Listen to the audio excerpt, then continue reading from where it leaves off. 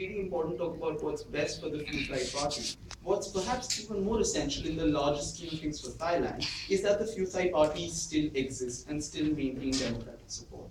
We think that a manufactured and temporary peace should not be allowed if it's at the cost of the democratic growing pains that Thailand's just started to feel. And we think, therefore, that even if they manage to stop the violence in the short term, Thailand's worse off. We think, therefore, that this debate should be judged on 3 grounds. First, whether this will in fact end the violence, both immediately and in the long term. Second, whether the divides that caused these clashes to begin with will go away as a result, either in this term or the next. And third, whether the Futhai concession will be interpreted as a magnanimous gesture aiming towards peace or as an abandonment, and who will control that narrative.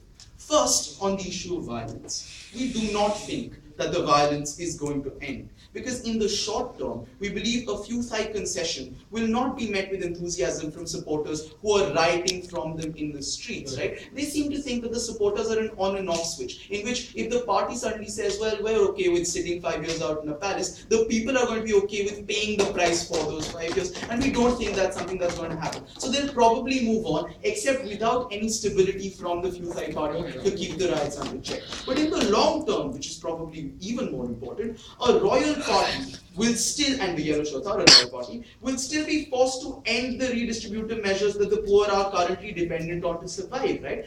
Because that is a necessary part of their existence. In the meanwhile, the party that the poor depended on will now be seen as having given up on them for a full term. And so it's not just a question of, are we going to wait 6 months to the next election? It's a full term's worth of policies and poverty that the people are going to be faced with, which is something they will not be okay with. And therefore, which is disillusionment that can only be countered by the Futhai through more aggression during the interim term. So peace is still absent because the aggression is often what causes the riots in the first place. It's going to be a cycle that they're going to have no choice but to fuel if they want to remain relevant. Second, on the issue whether the divides themselves that cause these violence will somehow stop. We think those divides will continue to stick because these are not political divides on the basis of what you believe in, right? They're a class economics based divide. And so a new government that kills subsidies will once again court conflict during the time it's in. And so even after that period, assuming the Futhai party does come into power later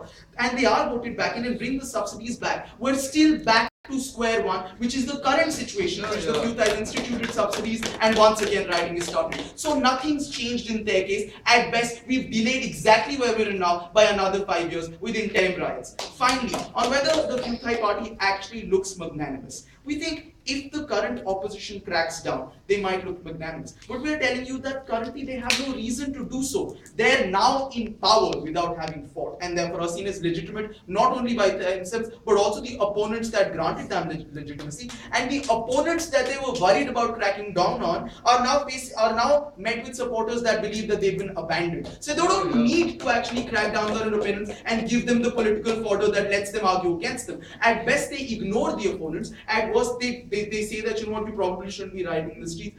Either way, they don't have to crack down in order to look good. All they have to do is now cement the rich power base that they can because they have the ability to bring the subsidies back into check and reinstitute the class divide that exists. We think that it's not just a question of whether or not the violence right now or the fact that the armies intervene, unfortunate as that is what should determine the future of Thailand. What should determine the future of Thailand is whether or not certain clashes are necessary in order for elections to eventually come into power. And we think part of that is the economic equalization that is currently happening. We think that they're going to retard that equalization as well as the belief that the poor currently have in the power of their vote to begin with. We think that's going to be problematic. Thailand's going to go back to being an essentially divided class that is undemocratic and run by the rich, and we think that's going to be a shame. With that, we're proud.